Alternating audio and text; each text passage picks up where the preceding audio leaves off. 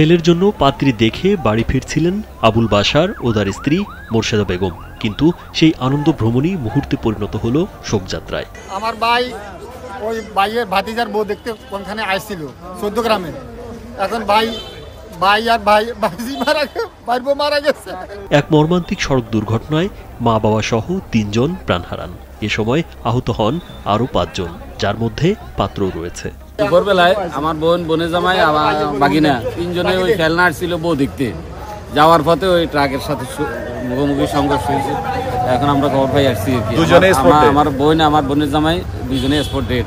স্থানীয়রা জানান, নিহত আবুল বাশার ও মোর্শেদা বেগম তাদের ছেলের জন্য পাত্রী দেখে বাড়ি ফিরছিলেন। মাগরিবের নামাজের কিছুক্ষণ আগে লাকসামমুখী একটি ট্রাকের সঙ্গে বিপরীত দিক থেকে আসা সিএনজি বেবি ট্যাক্সি ও একটি অটোরিকশার মুখোমুখি সংঘর্ষ হয়। মুহূর্তেই সিএনজি ও অটোরিকশা ট্রাকের নিচে চাপা পড়ে দুমড়ে মুচড়ে যায়। গ্রামে বউ দেখে যাওয়ার সময় হঠাৎ করেই মোড়ে যখন যায় তখন একটা ট্রাকের সাথে মর্মান্তিক দুর্ঘটনা ঘটে।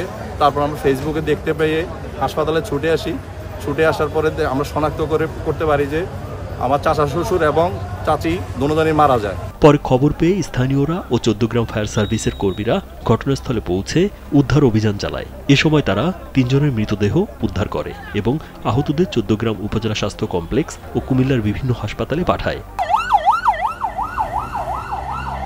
আইনি প্রক্রিয়া শেষে মরদেহ স্বজনদের কাছে হস্তান্তর করা হবে বলে জানান 14 গ্রাম থানার এসআই অভিজিৎ দাস।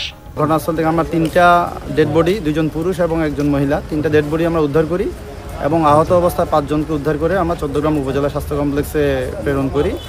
14 গ্রাম উপজেলা স্বাস্থ্য কমপ্লেক্সে প্রাথমিক চিকিৎসা দিয়ে তাদেরকে কুমিল্লা মেডিকেল কলেজ ও হাসপাতালে প্রেরণ করা হয়েছে। আর যে 3টা আমরা ডেড বডি পেয়েছি আমরা সুরতাল করে খুব শীঘ্রই তাদের আত্মীয় স্বজনের নিকট আমরা লাশ হস্তান্তর করব। সোমবার সন্ধ্যায় কুমিল্লার 14 গ্রাম উপজেলার ফেলনা পশ্চিম পাড়ায় ট্রাক, সিএনজি বেবি ট্যাক্সি ও ব্যাটারি চালিত অটোরিকশার ত্রিমুখী সংঘর্ষে এই ভয়াবহ দুর্ঘটনা ঘটে। স্থানীয়রা সড়কটিকে ট্রাফিক নিয়ন্ত্রণ ও গতি নিয়ন্ত্রণ ব্যবস্থা জোরদারের দাবি জানিয়েছেন। রাজীব বিশ্বাস, কালবেলা।